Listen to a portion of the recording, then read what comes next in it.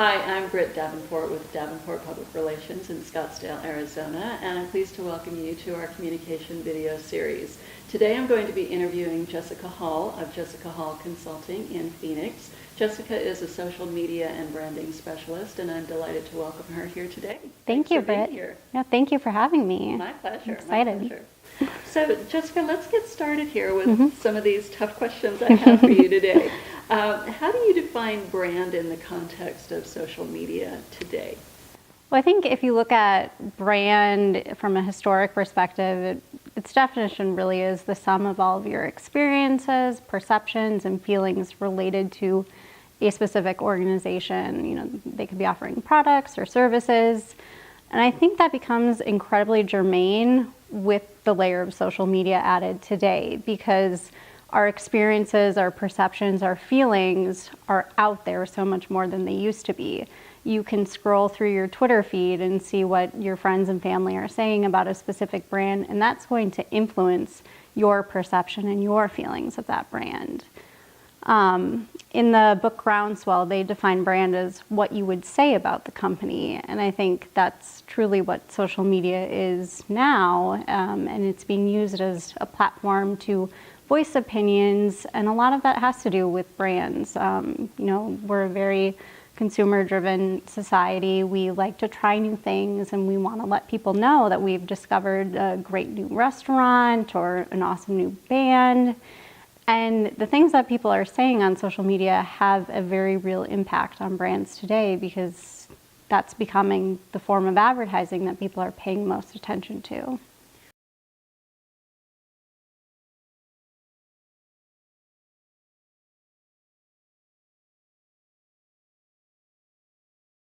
So do you think the consumer's point of view is more relevant and more credible than perhaps restaurant reviewers, for example, or what we see in other aspects of traditional media advertising, for example?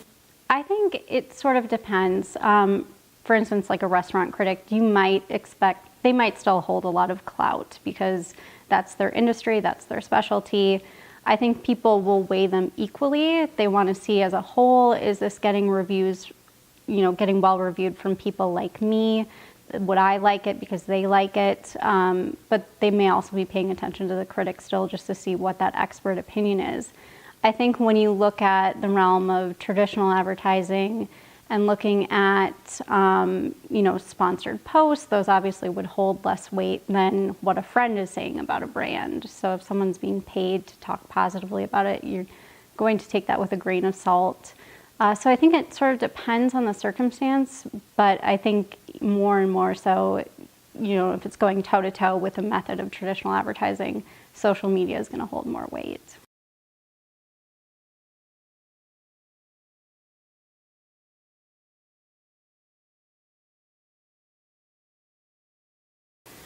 And you brought up another really interesting point about emotion. And as a communicator, both of us, we understand the importance of triggering, stimulating emotion in our audiences. Why is that so important, and how can brands and organizations do that effectively? I think when you generate an emotional response, you leave a true mark. It becomes a lot more memorable, whether it's laughing at something, your brain is going to recall that funny joke and you might laugh to yourself about it, or if it's a really touching story that brings a tear to your eye, it just leaves much more of an impact.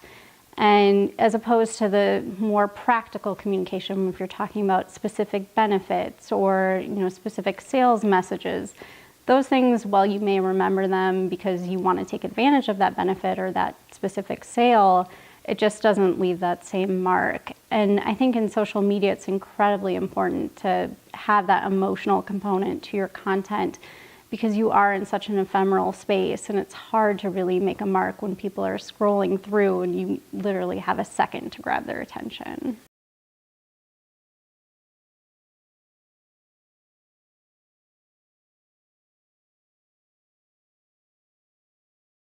That brings me to another question with regard to the organizational narrative and brand storytelling. can you speak to the importance of that and what it is? How can organizations and brands use the power of storytelling to be compelling? Definitely.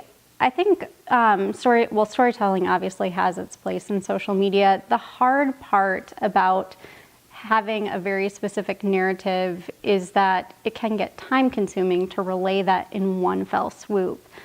There are brands that do it well, like Chipotle, where they talk about their commitment to sustainability and using quality ingredients. They tell those stories very creatively to really capture your attention and draw you in so you can follow that story arc without it feeling like a task. So I think creativity is incredibly important in no matter what the organization's narrative is, looking at ways to find a compelling way to present it.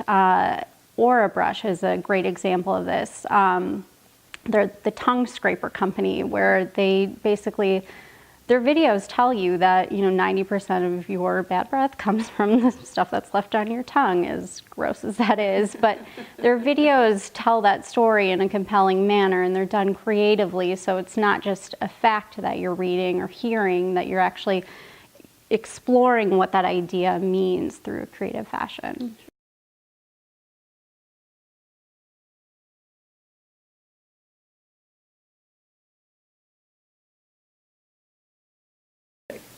So how can social media damage a brand?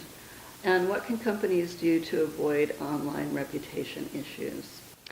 There are definitely a lot of examples of social media having an adverse effect on a brand. That could be from a simple user error. A great example, or I guess not so great example of this, would be Red Cross, where they had a social media intern, I believe, tweet about grabbing some beers from their branded account. And, that obviously raises eyebrows from consumers, those little mistakes. They handled it really well by saying that they've confiscated the keys and that was an errant tweet. So things like that you can obviously rebound from. But I think one of those are the obvious examples of how that can have an adverse effect on a brand. I think that the thing that companies should focus more on, since you obviously can't always, avoid all errors, is that you look at social media and how it relates to other crises. So if you're making a very important decision in your business that has an effect on consumers and your customers that they may not be so happy about, loop the social media team in so they're aware of that decision. They can start planning how to address the negative feedback that may come from that. I think that's a huge misstep that a lot of companies make, where they sort of make those decisions and the social media team is the last group to hear about it. And then they're left in, triage mode trying to figure out, okay, how do we explain this decision? And they obviously have to work with those other stakeholders to make sure that they're on point in their messaging. So I think getting ahead of those things is incredibly important. I would agree with that, and that speaks to the critical importance of having a crisis communication plan prepared well in advance of even launching a business. Would you agree with that? Definitely, yes. I'd say that should be a top priority in any organization, especially now with people being able to post and offer their feedback and their criticism whenever they want, wherever they want. So knowing what are those platforms that we should be monitoring for these things to start bubbling up, how are we going to catch them, before they get too big, and how are we going to have a plan in place that addresses a lot of different scenarios. The other thing that I think can really be a detriment to brands in the social space is not listening. So maybe not necessarily a crisis, but there may be very important feedback that's coming in from consumers where, they could make really positive changes to their business and grow their business because they're getting what people want. So I think making sure that you're listening is incredibly important, not just to the bad things that come in, but to the opportunities as well.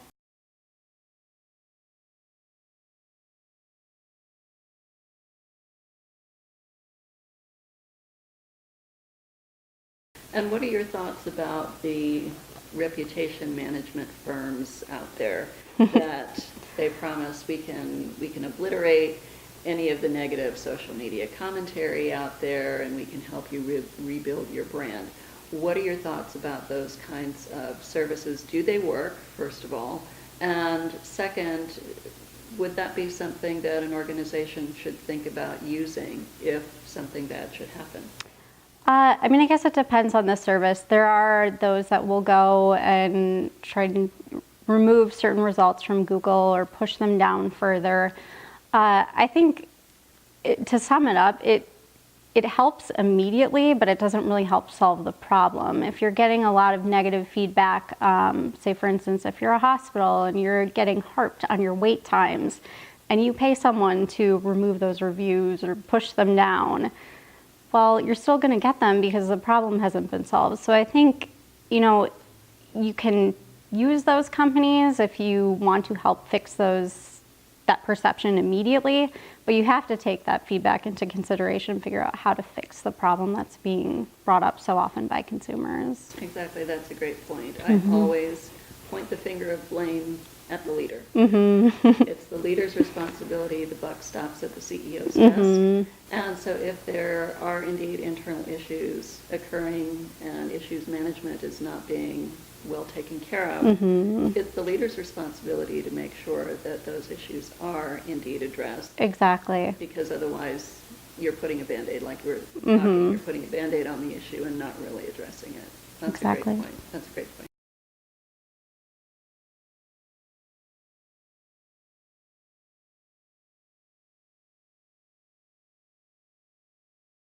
So what are your 3 to 5 best practices for engaging audiences through social media? I think number one, and it sort of tackles a lot of the issues with social media that a lot of companies have, would be to treat it as if it's a true community. I think with that, you're going to get the engagement that you're looking for. You're going to get the growth that you're looking for. And what I mean by treating it like a true community is looking at building authentic relationships. That can be anything from having one-on-one conversations with people. For instance, when I worked at the University of Arizona, we'd constantly get students talking about everything that they were involved with, clubs, their latest test score for a class they were taking, and taking the time to have those conversations and say like, hey, so glad to hear you got an A on that test. That's awesome. Keep up the great work, meant a lot to them. And it was so simple to do, didn't cost anything. And that really helped build the University of Arizona's communities. So I think looking at opportunities to give your community recognition and show your gratitude really helps build that community. I would say using engagement as a call to action is going to produce a huge quick win for companies. So where you're saying, for instance, if you're a consumer packaged good and you're selling soap and it's about feeling fresh and that's your brand message, saying something like this, if you love stepping out of the shower feeling clean, it's a horrible example, but things where you're saying take a specific action in social media, so liking a specific post or leaving a comment. Fill in the blank posts do really well because people don't have to sit down and think through a lengthy answer. They can just write a couple words. So that could be, going back to the University of Arizona, fill in the blank. My favorite professor was blank. You get people engaging a lot more frequently when it feels easy and that they don't have to make a huge commitment to making that engagement. Let's see, I think another best practice that's really bubbling up as of late is making sure that there's always a visual component or multimedia when you're planning your content. Attention spans are so short. I believe now you have about 6 seconds of anyone's attention online. So communicating visually is the way to go because you can communicate so much of that in such a quick time. So making sure that you're investing in photography and video.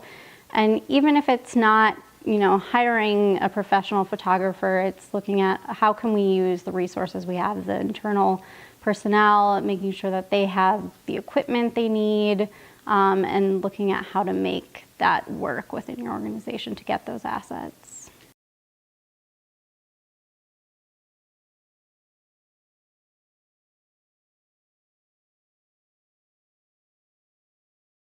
Those are great points. I heard a comment yesterday, as a matter of fact, that stock photography is kind of a dead dinosaur.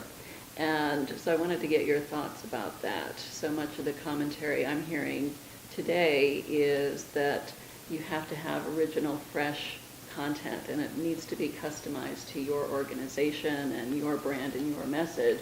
But sometimes that's not always possible. And the other side of that coin is, if you're, let's say you're a lawn and garden center, does that mean that you can't use stock photography of trees? and so there was kind of a friendly debate going on yesterday on this very topic. I wanted to get your thoughts on that. I would say, because businesses are going to have different needs and different resources, that stock photography can still have its place.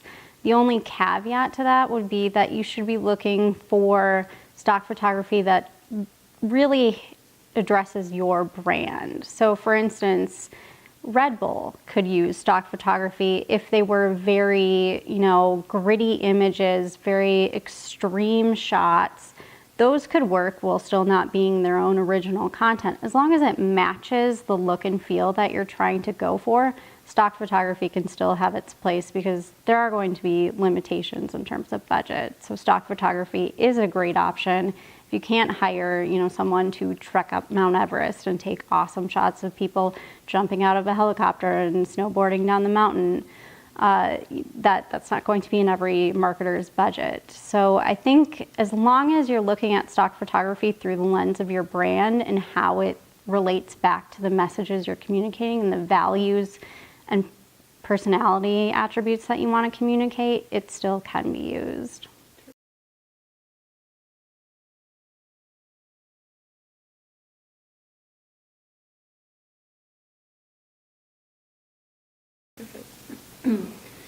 And how can, how can old school clients be educated about the value of social media?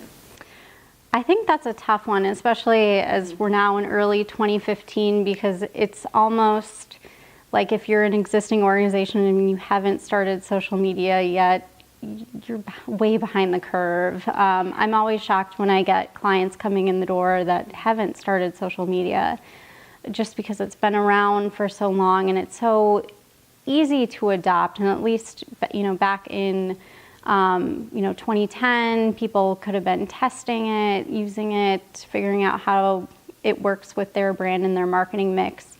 So I think at this point, it is hard to still get into that game. That said, it's still very valuable. I think one of the biggest things that a marketer could bring up to their team, if there's sort of an old-fashioned way of thinking, is just the pure reach that you can get from social media.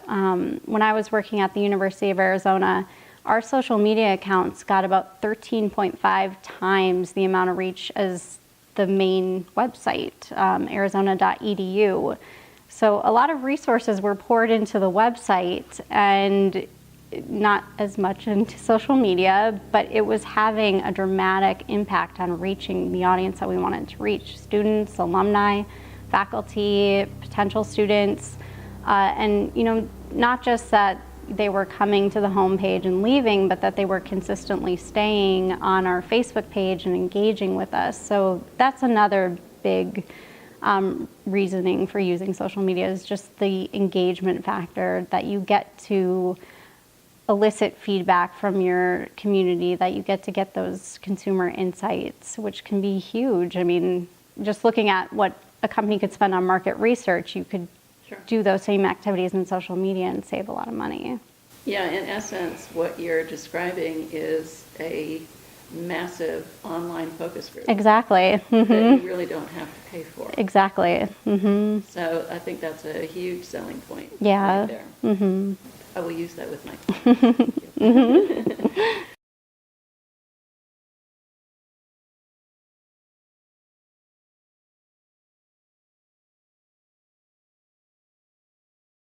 So when is, and maybe this is not even possible, but when might social media not be the best fit for an organization? There are definitely cases when social media shouldn't be used. I would say the number one reason for it not being a good fit is if they don't have the resources or the talent to manage it.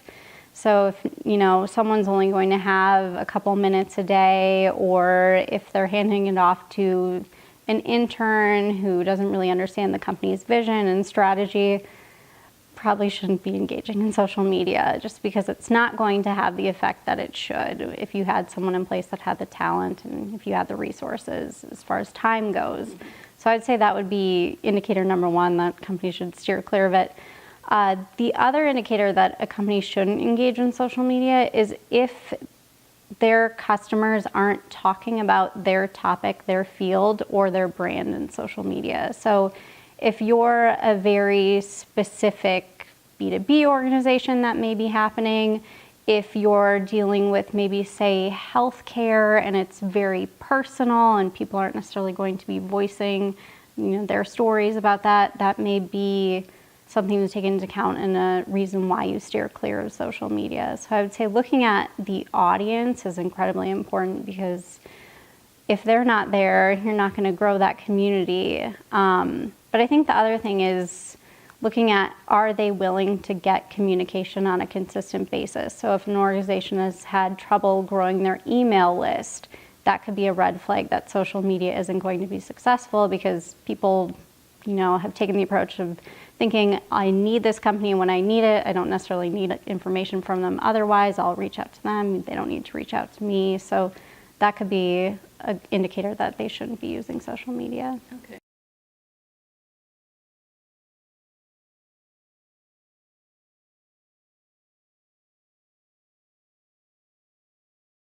Okay, good points, good points. So if then an organization is not on social media, we've just been talking about how important it is for pretty much everybody, does that then spell doom for an organization that doesn't have a social media presence? I wouldn't say doom, but I would say it's definitely going to be challenging. I think in the early days, back in the late 2000s, it was easy to get recognized. You look at case studies like Charity Water, they used Twitter very heavily in getting their message out about how they were going to Africa and digging wells. And they, really were able to grow a huge community and have them take action. They did cool campaigns like where you could give up your birthday and have people donate money instead to build a well. So they got a lot of recognition early because they were using it, and they were using it in a cool manner. Now you have to take that 10 levels up in order to really get recognized. So I think as long as companies who haven't started social media understand that it's an uphill battle, that it's going to be a time-consuming effort, that they're not going to get 1 million fans overnight like some companies did when they first came on board early on, that they'll be okay, they'll be successful in their efforts. Just having that realistic expectation is important. Perfect. And that answers my next question, was does every organization need a social media?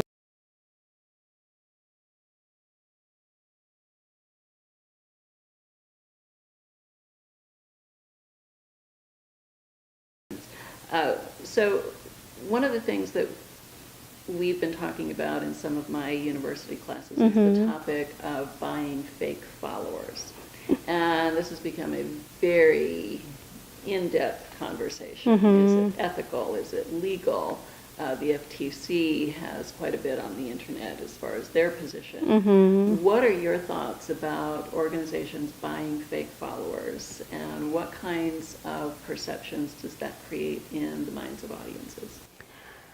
I would liken it to, if your company were to go to Target and buy every single product that's on the shelf of yours, that it's creating the same effect.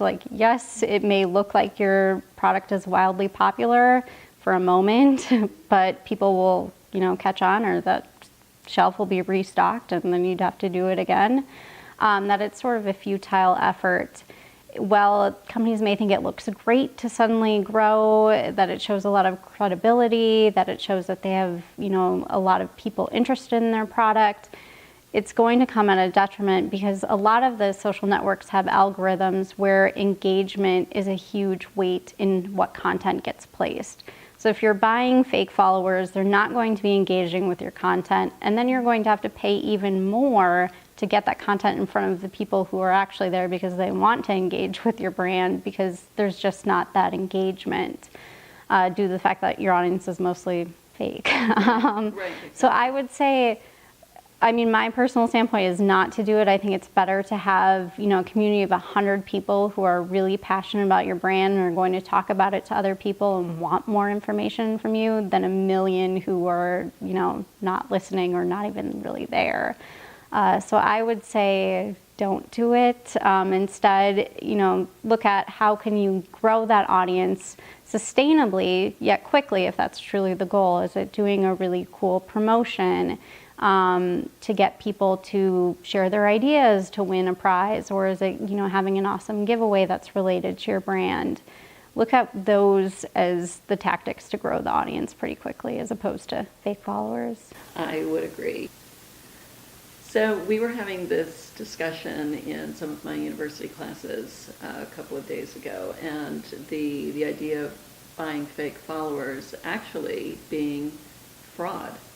The FTC has a lot of commentary online about that. Mm-hmm. And, you know, if we think about organizations that are looking at doing perhaps first or second round funding, and they're approaching investors around the country, around the world, and they're basing their pitches on, we have 500,000 or 1 million followers, but 98% of those followers are fake.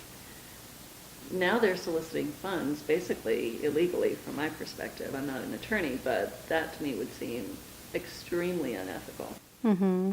Yeah, and I think, yeah, definitely fraud from that perspective. But then also just from the community's perspective, if they see there's 1 million fans and they're the only one engaging, it seems very inauthentic and like, where did everyone go? Yes, yeah, it would. Mm-hmm. Where are my other 999,000 friends? Yeah, right? And then you have those instances where you spend the money to buy those followers, and then as of recently, Facebook has announced that they're going to start removing those accounts. So you may be spending money only to lose it and have it go out the window later on. So all in all, it's just a bad practice. I agree wholeheartedly.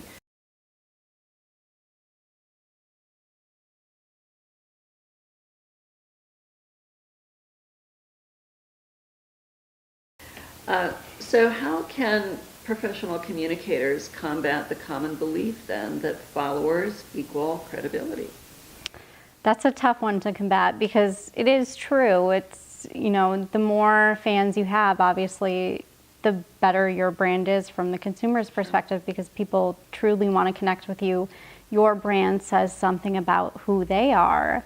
So I don't necessarily think it's about combating the belief. I think it's about combating the perception that that has to happen very quickly, or that, you know, it's maybe attainable at the certain level within your organization. If you're a small business, it doesn't make sense to put a lot of weight on growing a huge community, especially if you're a hyper-local business or you're in a very specific industry that only serves a small market.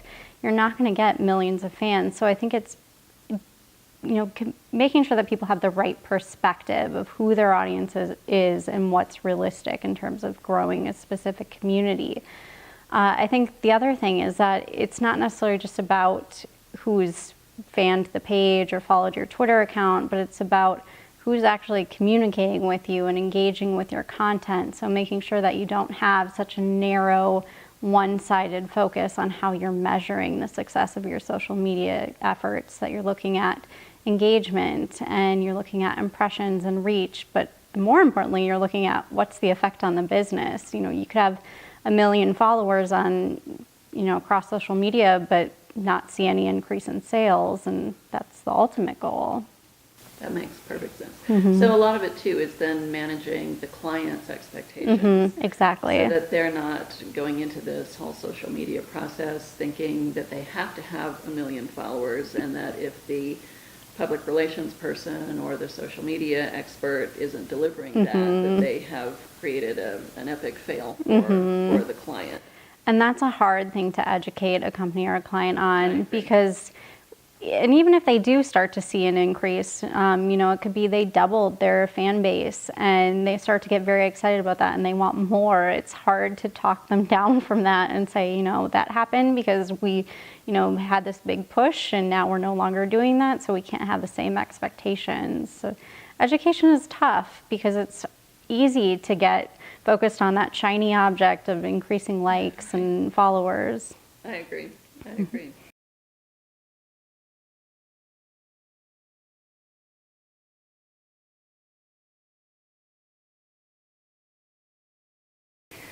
So from your perspective, what are the top 5 social media sites? In terms of personal use or for brands? For brands and businesses. Okay. What are your thoughts? I would say that, again, it always goes back to audience and also to brand. If your brand is very visual in nature, obviously you should focus on those visual platforms like Pinterest and Instagram and Vine. If your audience is really young, you could try Snapchat or Vine and, have a greater ability to reach them there. So it always goes back to those. But I would say time and time again, companies are going to have the most success on Facebook. I see that throughout a lot of brands. The interesting thing is that I've noticed is that there's always one hero in terms of the social networks with brands.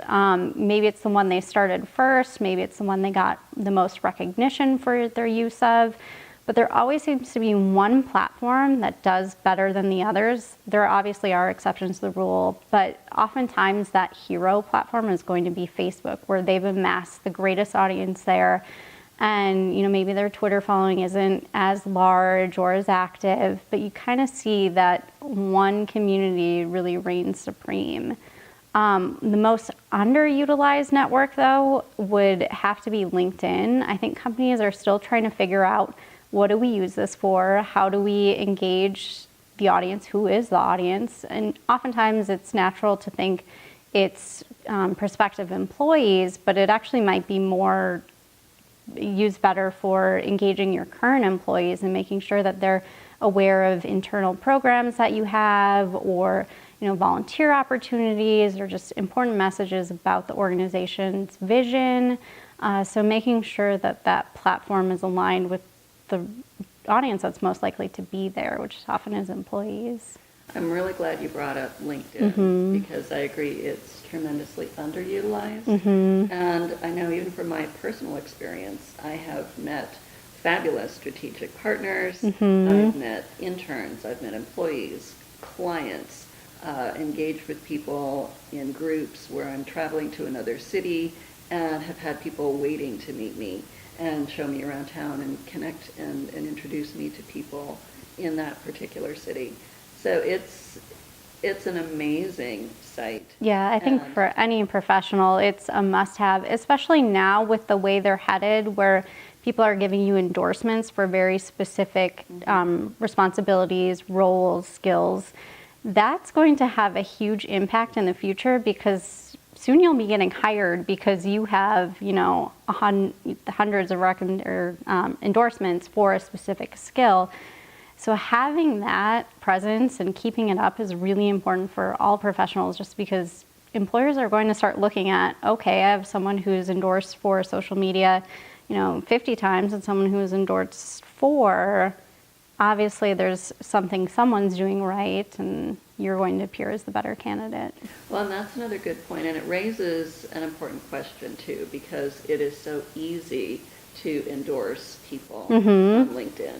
And it may be, well, I'm endorsing this person because they're a friend of mine, or I had coffee with them last week and we had a great conversation, so I'll go ahead and endorse them for whatever. And so I liken it not as much as the fake follower conversation we had, but by the same token, I think a lot of that is a little bit suspect in terms of credibility, because it is true. The endorsements could be friends. I have a large fan base and not so much That's true. skills in these particular areas. I think the big implication that those endorsements are going to have on is search. So if you're searching for very specific candidates, the people with more endorsements are going to come up towards the top. But you're right.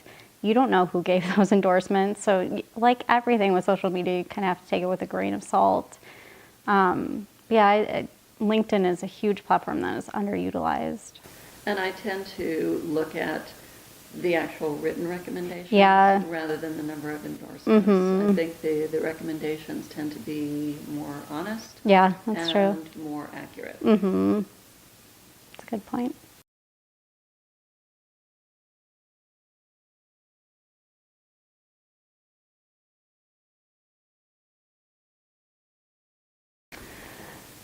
So let's see, where are we here? Is there one site you think is the most beneficial? You pretty much answered that with your Facebook response, and I would tend to agree with that. Facebook, from my perspective, seems to be the most user-friendly and the most engageable, if you will.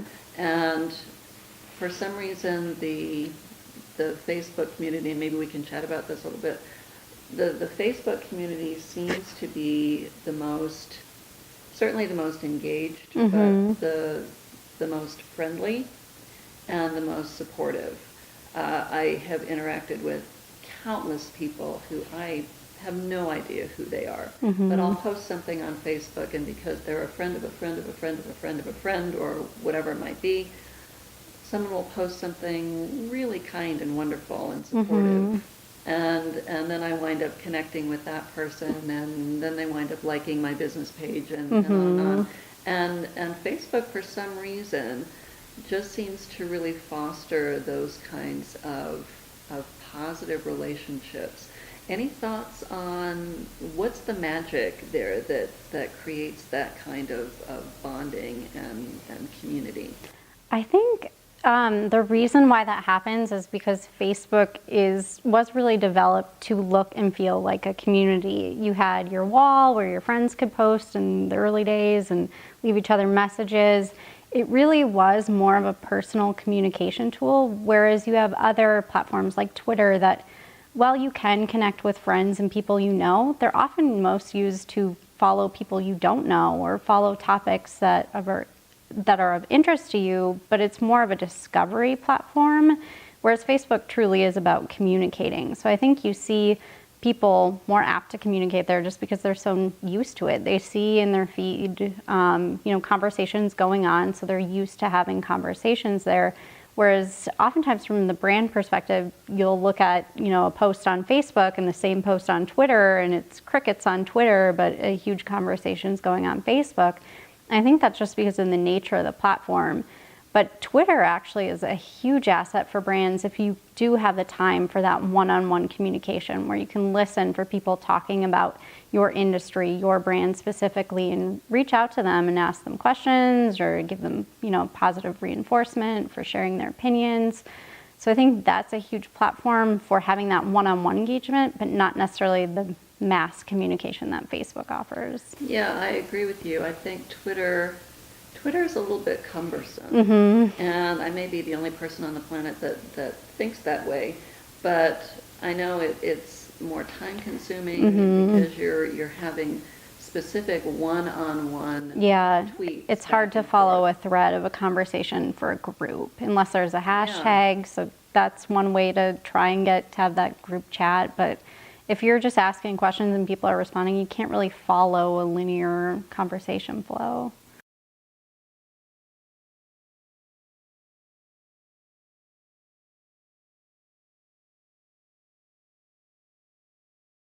Yeah.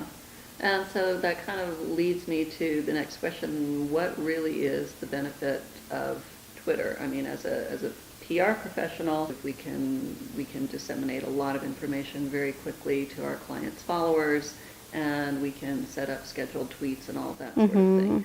But in terms of that engagement process, we don't have enough staff to man Twitter 24/7 to be able to have those kinds of ongoing conversations. Yeah, I would say the real benefit of Twitter, aside from those one-on-one conversations, is if there's a real-time component to your business. So if you're very event-focused, for instance, at the University of Arizona, we would cover everything from basketball games to a really prominent speaker coming to the university and do live tweets, share updates from the game, share photos from the game, and then share quotes from the speaker's presentation and pictures. So I think if there's a lot of activity and a lot of live events, Twitter is an awesome platform for that. If you have an audience that can't necessarily go to every single event or isn't going to attend your event, that you can still engage with them even though they're not there. The other thing with Twitter that I would say is a huge asset for companies is, again, the listening. Even if you're not necessarily engaging with people and don't have the time to do that, just to see what's going on, what people are talking about, if there are certain trends that are bubbling up related to your industry, and kind of identify new markets or trends through that platform.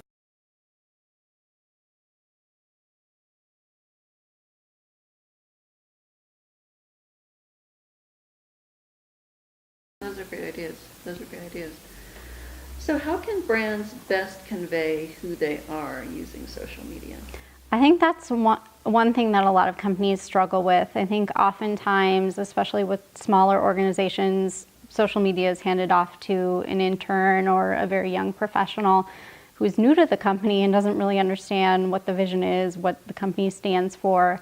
So an exercise that I'll typically take my clients through is picking a spokesperson for the brand. So that could be a celebrity or an employee, and having that person sort of serve as the voice of the organization. So for instance, with the University of Arizona, our voice was at a time sort of emulated almost a president, that we spoke in a very style that was similar to giving a speech. It was quick, it was punchy, but it was still, very high level and used interesting vocabulary. And looking at how you kind of pick that celebrity can shape how your brand is portrayed in terms of what you write in your status updates and tweets. Another activity that I'll have clients do is take a personality quiz from their brand's perspective. So it could be, is your brand a Charlotte, a Samantha, a Carrie, a Miranda, and figure out, what does that say about you? If you're Miranda, you're intelligent, you're quick-witted, so that should be portrayed on your social media accounts. So I think that's a good way to get a sense of who you are as an organization, because it's often hard for people to manage a brand's social media accounts without using their own voice. So you often get lots of exclamation marks and smiley faces because that's how you may use social media, but the brand may not necessarily align with that, especially if you're in the B2B space. You probably shouldn't be using smiley faces, but so looking at those as tools to use for discovering that voice and how it can be used, and how you can craft content. That's a good point. From my perspective, the brand is basically the personification, if you will, of the organization's mission, vision, and values. Really underscoring the last word, values. Definitely. Because I think many leaders don't take the time to really sit down and figure out what their value system really is. And that's why we have so many organizational issues across the board. That's a topic for a whole other video series.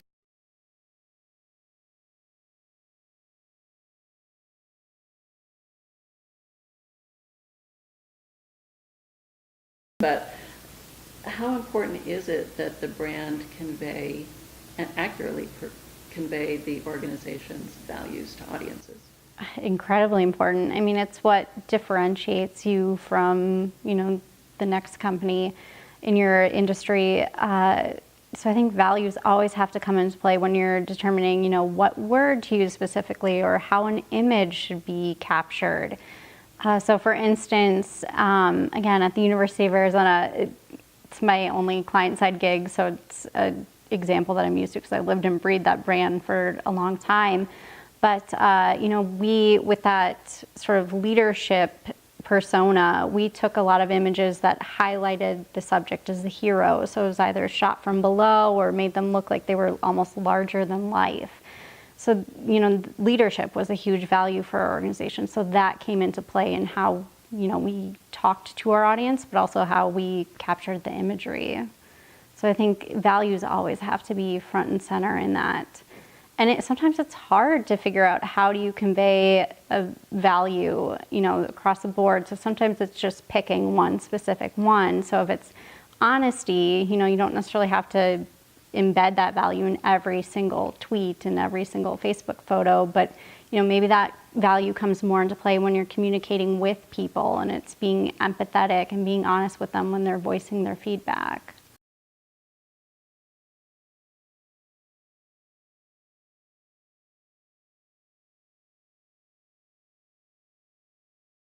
And do you think that it's a good idea to even post an organization's values on their website so that it's out there front and center? I think so. I think it holds you accountable.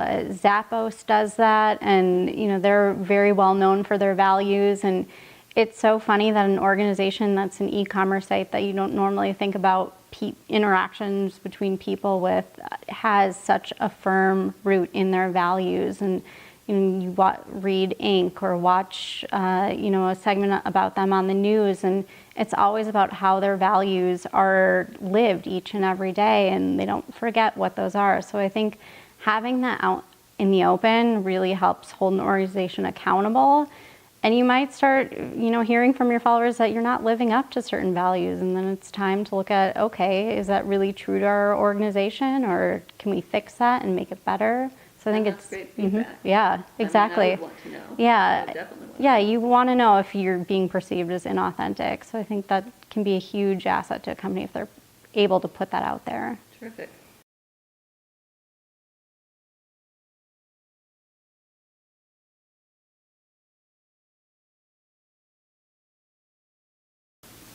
So how can an organization's brand influence the regular, ongoing content that's developed for its social media presence?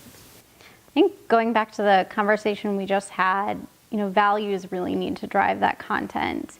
If you look at Nike, they're a prime example of their imagery, their updates, rooting back to their values of everyone being an athlete. It could be a professional basketball player that's highlighted in one post. Obviously, they are an athlete, but they also equally use content that addresses the larger market and showing everyday people engaged in, their exercise activities. So they're really looking at how to show those values on a consistent basis. The words that they use are very empowering. They're very bold. So looking at those values really can help drive that content. Again, the attributes that the organization has can really help guide that. So for example, Starbucks is a very welcoming brand. Not today. Yeah, they can be hit or miss. But, if you're a regular at Starbucks, they often know your name and know your drink. So it's very custom but personal. A lot of their content drives at that. They do the artwork on the cups, so that really highlights the creativity and the craftsmanship that they're, so embedded within their brand. Their other images are often very striking yet cozy. They grab your attention, but they draw you in because they're so warm. So looking at those attributes that your brand has can also really help dictate, how you capture images or how videos are produced or even just the words you use.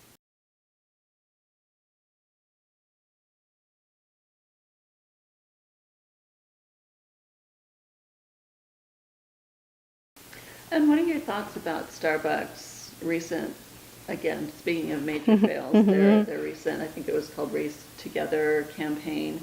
Obviously, that did not meet with public approval whatsoever. And Bud Light is another company that their Up for Whatever campaign was termed as being rapey on Twitter because of the offensive nature of exploiting young women in that particular campaign. How are these things even happening in today's world of social media? You would think that people would know better before launching these kinds of campaigns. It makes me wonder, did they do a focus group? Did they really sit down and strategize and look at who their audience is and what their messaging campaign is all about? Do these campaigns really tie into their values? And from the Starbucks perspective, it's clear that they meant well, but they went about it the wrong way. From the Bud Light perspective, I can't for the life of me say they meant well with that campaign. Yeah. And so it really raises a lot of serious questions. Here are two mega brands making major errors in social media. How are these things happening from your perspective? That's a really good question. There obviously are fails that happen on a much less detrimental scale where you're like, oh, that didn't go as planned, didn't get the results we wanted. But yes, then there are those campaigns where even if it's Starbucks, where it's well-intentioned, but you get a lot of feedback that lets you know you just didn't hit the mark and how you executed that. I think especially within smaller organizations, it's important to run it by a lot of different people to make sure no one's raising the concern of, this could be misconstrued, people could get the wrong idea. Is incredibly important if you can't, do a focus group in a timely manner, or if you don't have the resources for that. I think also just within your organization having a culture of allowing people to raise those concerns, because it may be a situation where it's groupthink and people are just going along with it because, they feel like that's the only option.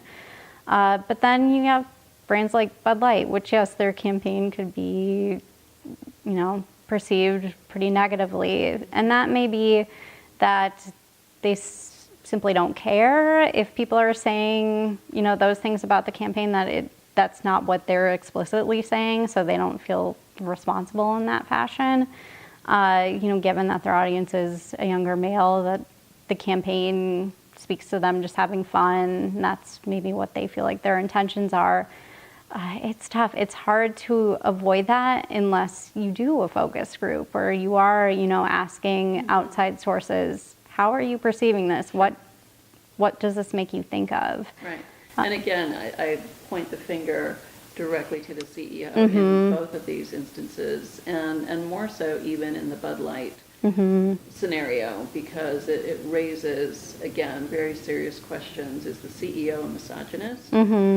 Why would these kinds of messages and female exploitation, why would this be taking place in the first place? And so I think from a consulting perspective, that education component becomes even more critical. The public relations professional is typically viewed as the ethical compass of the organization. And so I think it presents concerns, but it also presents opportunities for education. These are good learning experiences for senior leaders because some of these things are simply not okay. And Bud Light is an interesting example because almost in the same breath, they have the campaigns where it's about puppies and, the heartwarming stories. So it's like those two campaigns really don't jive. Right. And which one upholds your organization's values? Exactly. And what's more important, a puppy or a female? Yeah. And both should true. be important, certainly. Yes. But exploitation of any sentient being, I think, is terribly wrong. So again, that could be another video. Yeah, it could. Talking about these issues.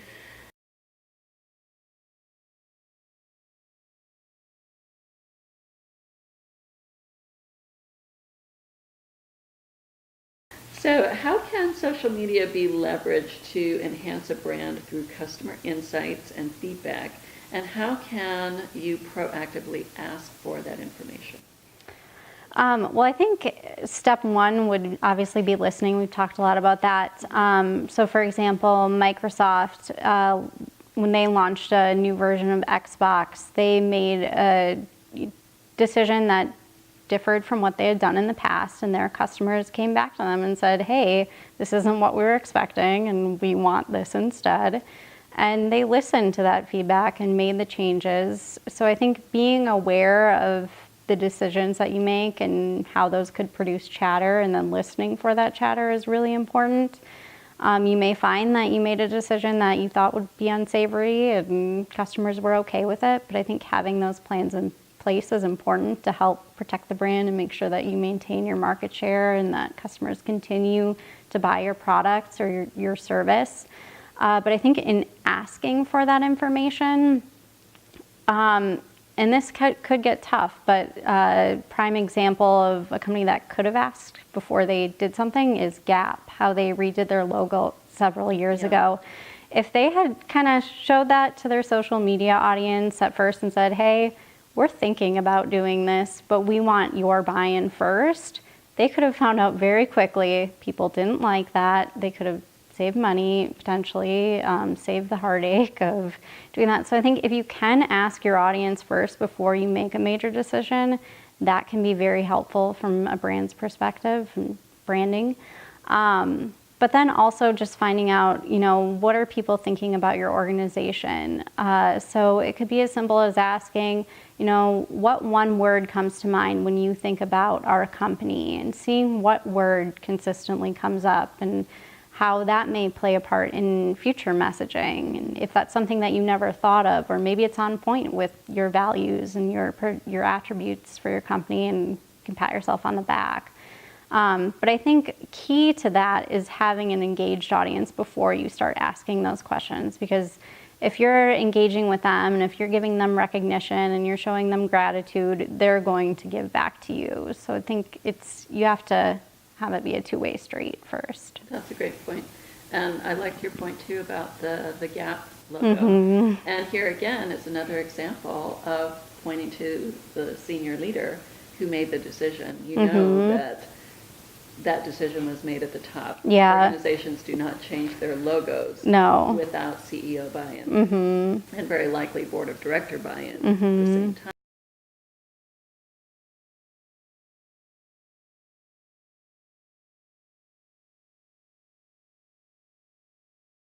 So that's an interesting scenario, because from a leadership perspective, how many decisions should leaders make on their own or internally versus engaging audiences to contribute to that decision-making process? That's a tough one to answer. I guess it depends on each leader and what they're comfortable with, and if they're okay with giving up some of that control. Because, you look at other examples like Airbnb and their recent logo redesign, where people kept saying it looked pretty sexual. They got a lot of that feedback, and they said, no, we're standing by it. It represents our brand, whether you see something that we didn't intend or not. Maybe they have a different value system. Yes. So I think that's another good point, though. You don't always need to bend with the community and with the feedback. If it's something that you really feel passionately about as an entire organization, stick with it. People will commend you for that. They may not necessarily love the new logo, but they'll like that you're firm in your beliefs. So I think it's hard. You have to walk a fine line between, do we follow everything they say, or do we make our own decisions? Right. Exactly. Because that, again, speaks to the organization's value system. Yes. How engaged are you going to be versus how autonomous are you? Yeah. But yeah, if you're a very customer-oriented organization, it would almost seem like you're not following your value system if you don't take your customers' feedback into account. At least, addressing it and saying, we're going to stick with this, but we, heard your feedback about it being X. Here's why we're sticking with it, though. I think that's important. And having the transparent conversation. Exactly.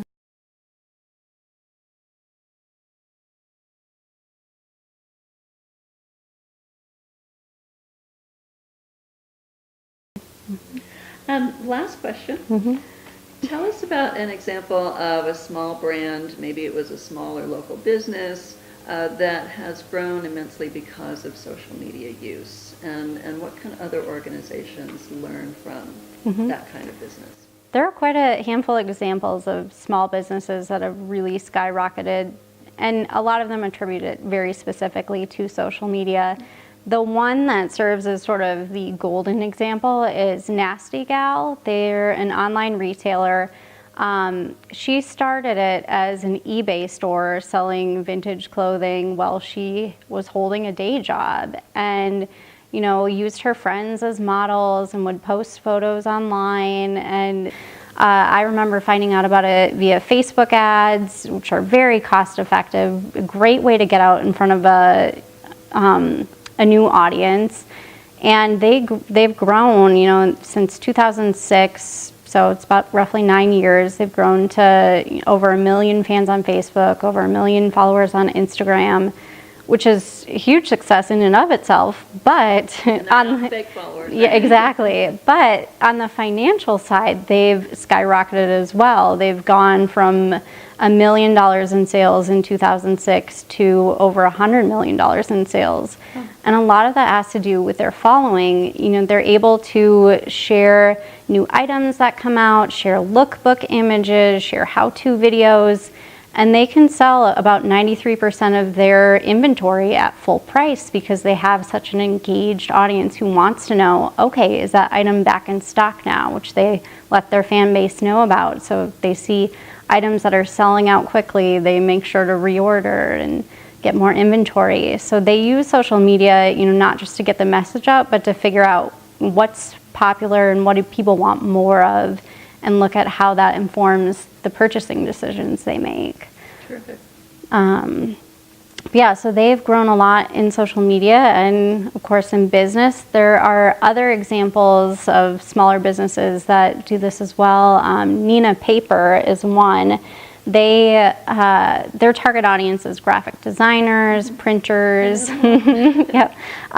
So they found that their audience didn't want to have, you know, sit down meetings with them or even have phone calls with them because they were so busy and they couldn't, you know, make that commitment. So what they did is they taught their sales team how to use Twitter and how to reach out to graphic designers and printers and, you know, start those conversations there where it seemed, you know, non-committal. You could ignore it if you were busy at the time, get back to it later, and start talking about their products and what they had there. And in the same turn, their marketing team would share a lot of content on social media, share a lot of imagery, which attracted that audience because they're very visual in nature. So I think it has a huge impact on sales if a company is using it right. But I think, again, with both those examples, visuals are key to driving that success. You know, whether you have a physical product or you're, you know, providing a service, showcasing that and making sure that people understand what it is you're offering and they get a real true sense of what it is. Terrific.